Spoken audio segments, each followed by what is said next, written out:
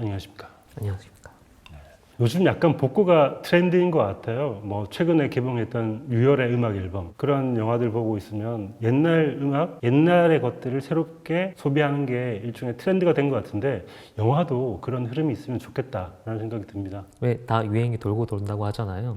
그때 당시에는 되게 자연스러웠던 것들이 지금 보면 완전히 새로운 것처럼 보이기도 하고, 고전 영화들을 보면 한국 영화가 어떻게 쌓여왔는지가 한눈에 보이기 때문에 네. 언제 꺼내봐도 다시 한 번쯤 볼 수 있는 영화들이 많은 것 같아요. 네, 오늘 다룰 영화는 정주영 감독님의 하얀 전쟁인데 사실 이거는 제가 학교에서 본 영화예요.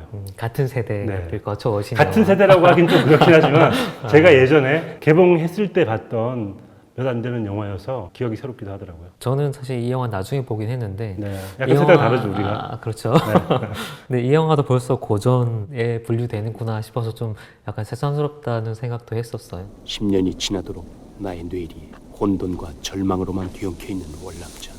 내가 왜 월남전 얘기를 소설로 써보겠다고 덤볐는가. 짧게 제가 줄거리 말씀드리면 베트남전에 참전했던 그 주인공 한기주라는 사람이 참전 이후에 소설가가 돼가지고 소설을 쓰려고 하는데 잘 안 풀리고 그래서 어느 날 변진수 이병 한병장님 살아계셨군요.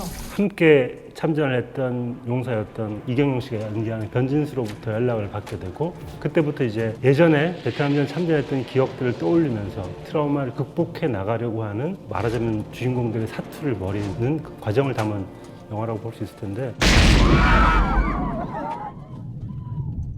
하얀 전쟁이라는 제목이 영화를 다 보고 나도 사실 설명되는 부분은 없고 원작에서 왜 하얀 전쟁인지에 대한 묘사가 없었던 걸로 기억이 되는데 하얀 전쟁을 각자 생각하는 이미지가 완전 다를 것 같아요. 이게 원작 소설 영문명이 화이트 배지. 그렇죠. 네네. 그거는 이제 아마 백마부대 네, 그렇죠. 배지를 상징하는 걸 거고, 그냥 되게 1차적으로 얘기하면 백마부대 상징인 화이트 배지들이 했던 전쟁일 수도 있고. 아, 그거는 가능한 얘기지만 그건 아니겠죠, 설마? 그렇게 간단한 얘기는 아니겠죠? 그게 1차적인 의미일 네, 것 같아요, 저는. 네. 근데 이제 보통 이런 거는 중의적인 네. 의미를 붙이잖아요. 저는 사실 이 제목을 보자마자 직관적으로 들었던 생각은 뭐냐면, 폭탄 제거할 때 눈앞에서 폭탄이 터지면 이명이라고 하죠. 소리 다 날아가는.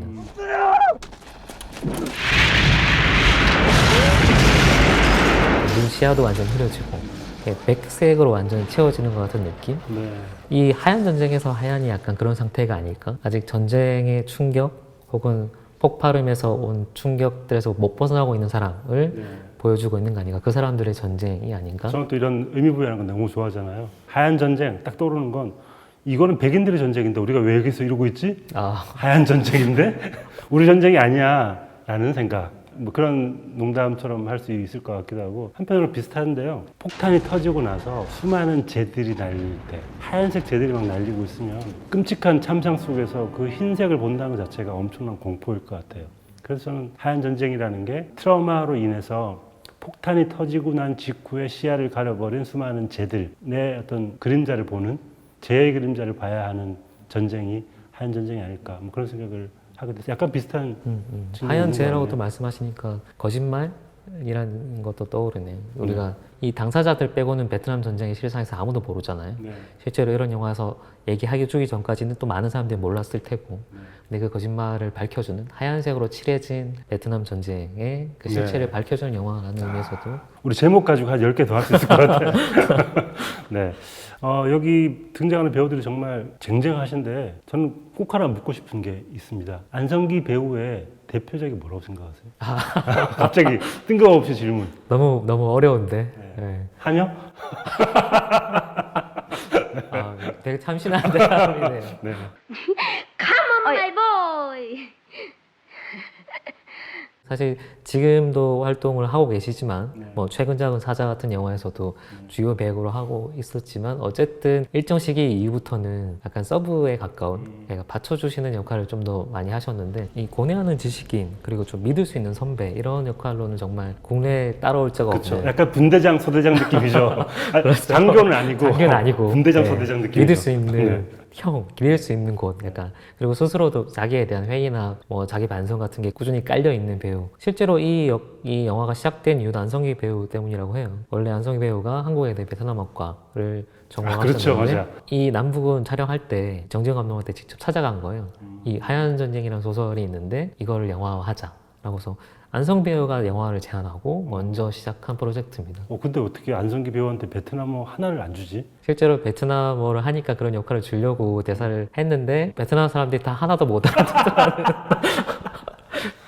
식당에서 뭘 주문했는데 딴 걸 갖고 와서 네. 그다음부터는 안성기 배우가 베트남어 안 썼다고. 네. 네. 맞아요. 영문학과라고 다 영어를 잘하는 거 아니에요? 그렇죠. 하지만 그건 있었던 것 같아요. 베트남에 대한 문화적인 이해? 그렇죠. 이런 건 확실히 좀 높으셨던 것 같아서. 그리고 뭐 이경영 씨도 지금 활발하게 활동하고 계시지만 연기하는 변진수라는 캐릭터 자체가 약간 4차원이기도 하지만 넋이 나가 있는 역할을 해야 되는데 굉장한 연기였다고 생각이 들어요. 지금도. 백상예술대상, 대종상, 춘사영화제 이런 우수 연기상은 대부분 이경영 배우가 받으신 거고 원작 소설 같은 경우는 약간 전쟁에 대한 반대라기보단 인간성을 탐구하는 그쪽에 좀 더 초점이 맞춰져 있는데 영화화하면서는 확실히 반전 메시지를 강화시키기 위해서 이 이경영 씨가 맡은 인물들을 좀 더 희생자 혹은 고통을 받고 있는 상태 이런 거에 집중하고 있고 원작에는 사라라는 인물과 그 사라의 오빠인 하사도 안 나오거든요. 그 영화를 위해서 오리지널 캐릭터를 만들고 그 오리지널 캐릭터는 사실 이경영이 맡은 그 역할을 강화시켜주기 위한 플롯이기 때문에 확실히 희생자에 좀 더 신경을 기울이고 있다는 걸 보여줄 수 있는 스토리텔링이죠. 정지영 감독님은 뭐 이때도 유명한 감독님이었고 지금도 활발하게 활동하시는데 정지영 감독님의 필모그래피 중에서 이 하얀 전쟁은 어떤 위치라고 얘기할 수 있을까요? 이 감독님의 대표작이라고 할 수 있는 남부군이나 아니면 헐리우드 키드의 생애나 최근작은 이제 부러진 화살 혹은 남영동 1985 뭐 이런 영화들이 있었는데 여러 장르를 하는 와중에 지금 이 1년의 영화들이 보여주는 거는 확실한 메시지 그렇죠. 사회 비판적인 그런 거에 좀 더 방점이 찍혀 있으신 것 같고 사실 뭐 김기영 감독님처럼 딱 화면만 봐도 알 수 있는 특별한 스타일이나 연출적인 기교를 과시하시는 감독님은 아니에요. 오히려 주제를 되게 담백하게 전달하는 쪽에 가까운데 이 작품이 아마 정영 감독님의 대표작으로 불리는 이유 중에 하나가 이른바 근대사에서 보여지는 약자, 뭐 희생자, 혹은 집권층의 부패 이런 것들을 고발해온 연출 세계가 맞닿아있기도 하고 또 이게 원작 소설보다 훨씬 더 반전 메시지가 선명하게 부각되고 있는 영화예요. 사회적인 메시지를 던진다는 측면에서 정지영 감독님의 독특한 연출 세계, 확실한 뭐 메시지 이런 것들을 확인할 수 있는 영화죠. 이런 식의 이야기를 하기 위해서는 베트남전의 장면도 묘사가 돼야 되고 현재 모습도 묘사가 돼야 되니까 언제 어떻게 플래시백을 이용하느냐가 되게 중요했을 것 같아요. 그런 면에서 약간 좀 절묘하게 기술적인 면에서도 심혈을 기울였던 측면이 있지 않을까 싶어요. 정지영 감독님 영화의 가장 중요한 영화적 연출법 중에 하나가 플래시백이고 네. 이 작품은 플래시백인 동시에 좀 다른 표현으로 하면 오버랩이라고 해야 될까요? 동시에 겹쳐있는 어떤 상태를 영화적인 표현으로서 보여주려고 하고 그래서 두 가지 플롯으로 진행이 되는 거죠. 첫 번째는 지금 현대 80년대에 돌아와서 소설을 쓰려고 하고 있는 주인공과 그 주인공의 일상에 불쑥불쑥 침입해오는 과거의 베트남전에서의 기억들, 트라우마들 그런 것들이 이제 병치되어 있는 형태이기 때문에 사실 플래시백이 효과적이고 가장 많이 하는 기본적인 연출법인데 또 한편으로는 기본이 제일 힘들잖아요. 이걸 많이 과도하게 사용했을 때 긴장감, 균형감을 맞춰 나가기가 힘들거든요. 근데 하얀 전쟁 같은 경우는 그런 측면에서는 관객을 처음부터 끝까지 쭉 따라오게 만드는 안정된 스토리텔링을 하고 있다. 그 점만 가지고도 칭찬받아 마땅한 작품 중에 하나입니다. 그러니까 지금도 한국이 베트남전에서 어떤 일을 했는지에 대한 여러 의견들이 분분하기도 한데 당시에 이런 영화를 만든 것 자체가 대단한 용기라고 생각이 들어요, 저는. 그렇죠. 이 영화 90년대에 나올 수밖에 없었던 이유기도 하고 사실상 금기잖아요. 시대의 드라마이기도 하고 저는 영화가 역사를 다루는 방식, 특히 이런 전쟁 같은 역사를 다루는 방식에는 크게 두 가지가 있다고 생각하는데 하나는 거시사, 하나는 미시사예요. 근데 영화화 했을 때는 훨씬 더 어울리는 게 미시사를 다루는 역사 속에 묻힌 인물을 다시 전망하기 되게 좋은 매체거든요. 직접 보여준다는 시각적인 충격성도 있고 근데 그게 쉽지 않은 도전이기도 하고 시대의 금기로 막혀서 못하는 경우가 꽤 많은데 뭐 미국에서도 할리우드 영화에서도 베트남전 이후에 베트남전의 트라우마를 다루는 영화가 좀 지난 후에야 나올 수 있었고 우리도 마찬가지로 우리는 좀 더 시간이 걸렸던 거죠. 그렇죠.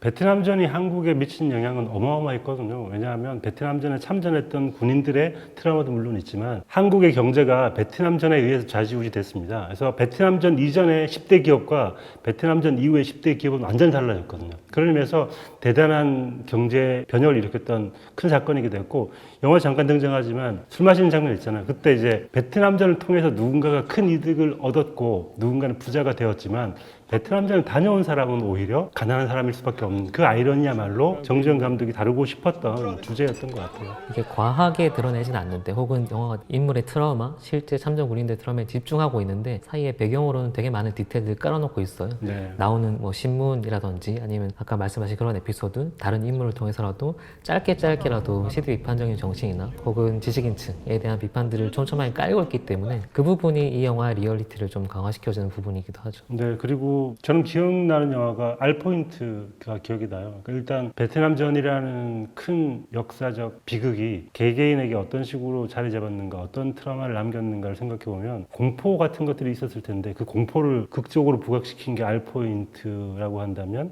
인간 정신의 비극에 대한 고전적인 비극에 대한 이야기를 다룬 게 이 하얀 전쟁인 것 같아요. 그래서 하얀 전쟁, 알포인트 전 두 개의 작품이 약간 함께 거론되어야 마땅한 작품이 아닌가라는 생각이 들더라고요. 저는 임권택 감독의 영화 중에 80년대 짜코라는 영화를 굉장히 좋아하거든요. 짜코. 예. 네. 네, 이 짜코가 소위 말하는 이데올로기 전쟁, 남북 이데올로기의 충돌, 뭐 이런 것들 그려나가는 방식 중에 후일담을 다루고 있는 영화예요. 실제로 어떻게 충돌하느냐가 아니고 빨치산 토벌대와 토벌대 잡는 형사, 이 두 사람이 한참 뒤에 어떻게 변했는지 그거를 주목한 영화거든요. 그런 측면에서는 이 영화도 접근하는 방식이나 시각도 비슷하다고 볼 수 있고 그때 그 트라우마가 지금의 우리를 어떻게 바꿨는지를 집중 조명한 영화는 사실 만들기도 힘들고 쉽게 꺼내기가 쉽지 않죠. 안 쓴다고 했잖아, 이 새끼야. 월남전은 생각도 하기 싫어, 더 이상. 저는 영화 보는데 너무 힘들었던 게 헬기 소리가 너무 커가지고 헬기 소리가 너무 근데 이게 얘기를 들어보니까 헬기를 2대밖에 동원을 못했다고 그러더라고요. 그래서 많이 쓴 것 같아요. 본전을 뽑자 이런 마음으로. 가끔 그런 생각을 하긴 하는데 이렇게 만들었던 거를 보고 와 정말 대단하다고 생각했는데 알고 보면 열악한 환경 때문에 만들어진 것들이 꽤 많잖아요. 네. 근데 그 장면, 지금 헬기 소리도 마찬가지인 것 같아요. 이 영화에서 헬기 소리가 계속 나온다는 거, 심지어 나중에 관객의 신경을 긁을 만큼 되게 불편하게 계속 반복적으로 대시된다는 게 굉장히 중요한 키워드거든요. 네. 그래서 초반에는 보면 클래식이 많이 나오는 영화니까 사운드 오버랩을 되게 많이 쓰는데 초반에는 그 브릿지로 헬기 소리나 아니면 총 소리나 이런 것들을 많이 깔아놔요. 브릿지 역할에 해당하던 헬기 소리가 나중에 점점 현실로 침입해오거든요. 그 경계가 없어지는 상태까지 나아가는. 그러니까 이거는 열악한 조건을 연출적인 어떤 기법으로 승화시킨 되게 좋은 사례라고 볼 수 있을 것 같아요. 네. 변일병이야말로 소리에 대한 트라우마를 심하게 겪고 있잖아요. 그래서 어떤 깜짝깜짝 놀라게 되는 장면들이 있는데 어쩌면 우리가 변일병의 고통을 같이 공감하기 위해서 아마 그 소리를 더 키웠던 게 아닌가 싶어서 사운드 디자인 같은 경우는 저는 굉장히 효과적이었다고 생각이 전 듭니다. 사운드 디자인은 확실히 변일병에 맞춰져 있는 것 같고 서사는 한기주에 맞춰져 있고 이게 사실 또 되게 영리한 전략 중에 하나예요. 네. 메인 플러스를 끌고 가는 사람이 따로 있고 감정적인 효과를 이끌어오는 사람이 따로 있고 그게 중간중간 이제 침입해오는 구조잖아요. 사실 이 정도까지 성실하게 안정적으로 잘 구성하기도 쉽지 않죠. 오늘 정주영 감독님의 하얀 전쟁에 대해서 얘기를 나눠봤는데요. 좋아하는 장면 한 장면씩 얘기를 하면서 끝을 내겠습니다. 제가 제일 좋아하는 장면부터 얘기를 할게요. 선점되기 싫어서. 요거 네. 너무 좋을 것 같아요. 네, 네. 겹칠 것 같아가지고. 후반부에 이제 변일병과 강기주 소설가가 이제 어딘가 막 가다가 시위 집단에 파묻혀가지고 이렇게 경찰한테 시위 학생들로 오인받는 장면이 있어요. 그럴 때 뭐라고 하냐면 우리 학생이 아닙니다! 저 시민이에요! 우리 학생이 아닙니다. 시민이에요. 라고 외칩니다. 근데 그게 베트남전에서 한기주 씨가 누군가에게 총을 댔을 때 우린 군인이 아니라 양민입니다. 그냥 시민입니다. 얘기했을 그 사람들을 딱 떠올리게 하더라고요. 그래서 그때 처했을 그 베트남 사람들의 심정을 이제서 야 한기주 씨가 한국에 와서 그 현장에서 알게 되는구나. 그래서 역사와 역사가 겹치는 순간들에 대한 이야기여서 그 장면 보는데 약간 가슴이 먹먹해 치더라고요. 저는 그냥 개인적으로는 왜 영화를 보면서도 자기랑 막 연결서 하잖아요. 큰 주제 말고. 저는 제일 와서 꽂힌 대사가 딱 두 개가 그거였거든요. 제일 마지막에 이제 좋은 소설을 써야겠다는 거와 이젠 소설을 써야겠다. 정말 좋은 소설. 중간에 이제 편집장이 와서 너무 괴로워서 글을 막 구깃굿해서 해놓은 걸 찾아서 읽고 그걸 보면서 야 역시 넌 녹슬지 않았어 야, 그래 바로 이거야. 한기주, 역시 넌 녹슬지 않았어? 라고 얘기할 때 그게 정말 너무 아프고 사람이 망가질 정도의 상태인데 그 상태에서 나온 글을 보고 좋다라고 해주는 거잖아요. 아 이게 창작의 고통이 저런 거구나 라는 생각이 들어서 이제 알겠어요, 나의 심정을. 저는 그 장면이 그거랑 마지막 대사를 보고 작가님 생각하면서 이 장면이 기억에 남았습니다. 자, 제가 이제 마지막으로 드려야 될 말씀이 바로 그겁니다. 이제 소설을 써야겠다. 좋은 소설이 아니더라도 소설을 써야겠다. 어쩌면 이 영화를 보고 난 다음에 많은 분들이 이제 늦었지만 이제라도 뭘 해야겠다라고 생각을 하실 수도 있는 그런 영화라는 생각이 들고요. 정준 감독의 하얀 전쟁 오랜만에 저는 봐서 좋았고 영화는 한 10년 주기로 다시 한 번씩 봐야 되는구나 라는 생각이 들었습니다. 우리가 굳이 이걸 다시 한 이유 중에 하나인 것 같기도 합니다. 네. 수고하셨습니다. 이번엔 안 해석해요? 아까 좋았는데. 마지막으로 한 말씀 드리겠습니다. 이제 소설을 써야겠다. 감사합니다. 네, 고생하셨습니다. 아니요, 너무 좋은데 나는. 내가 지금 한 클로징 중에 최고로 좋은데. 이것까지 살려야지. 너무 좋은데. 알았어. 너무 일반적이지 않다는 거지. 알았어요.